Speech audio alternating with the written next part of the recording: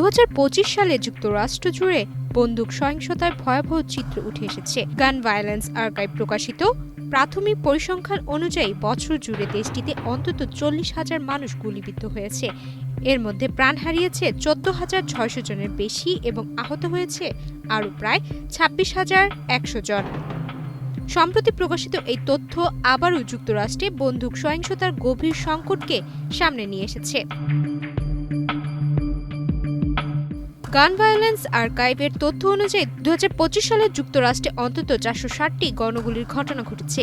গণগুলির সংজ্ঞা হিসেবে এমন সব ঘটনাকে অন্তর্ভুক্ত করা হয়েছে যেখানে একজন হামলাকারী ছাড়া 4 জন বা তার বেশি মানুষ নিহত বা আহত হয়েছেন। এসব ঘটনায় শপিং মল, স্কুল, আবাসিক এলাকা ও জনসমাগমপূর্ণ স্থানগুলো বারবার সহিংসতার কেন্দ্রবিন্দুতে পরিণত হয়েছে। পরিসংখ্যান অনুযায়ী বন্দুক সহিংসতার সবচেয়ে করুণ দিকটি হল শিশু ও কিশোরদের হতাহতের সংখ্যা। 2025 সালে 11 বছর বা তার কম বয়সী অন্তত 224 শিশু গুলিতে নিহত হয়েছে এবং একই বয়স সীমায় আরও 461 জন শিশু আহত হয়েছে। পাশাপাশি 12 থেকে 17 বছর বয়সী কিশোরদের মধ্যে 1030 জন নিহত এবং 2733 জন আহত হয়েছে। এসব তথ্য শিশুদের নিরাপত্তা নিয়ে নতুন করে উদ্বেগ তৈরি করেছে। পরিসংখ্যানের তথ্য অনুযায়ী তাদের হিসাবের মধ্যে হত্যাকাণ্ড, প্রতিরক্ষামূলকভাবে বন্দুক ব্যবহারের ঘটনা এবং দুর্ঘটনাজনিত গুলিবর্ষণের ফলে হওয়া মৃত্যু ও আহতের তথ্য অন্তর্ভুক্ত করা হয়েছে। তবে আত্মহত্যাজনিত মৃত্যুকে এই পরিসংখ্যানের বাইরে রাখা হয়েছে।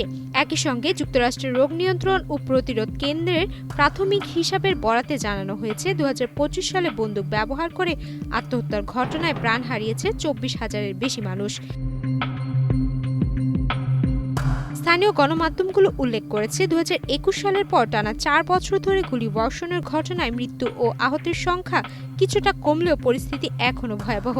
আত্মহত্যার ঘটনা বাদ দিয়ে 2025 সালে 40,000-এর বেশি মানুষ বন্দুক সহিংসতায় নিহত বা আহত হয়েছে। এর অর্থ গড়ে প্রতিদিন 110 জনের বেশি মানুষ বন্দুকের গুলিতে প্রাণ হারিয়েছেন বা আহত হয়েছেন। বিশ্লেষকদের মতে এসব পরিসংখ্যান যুক্তরাষ্ট্রের অস্ত্র নিয়ন্ত্রণ আইন, সামাজিক নিরাপত্তা ও মানসিক স্বাস্থ্যসেবার প্রশ্নকে আবারও সামনে এনেছে। বন্দুক সহিংসতা কমাতে কার্যকর পদক্ষেপ না নেওয়া হলে ভবিষ্যতেও এই সংকট অব্যাহত থাকার আশঙ্কা প্রকাশ করেছেন তারা। সুমাইয়া মিতু, বাংলাদেশ প্রতিদিন।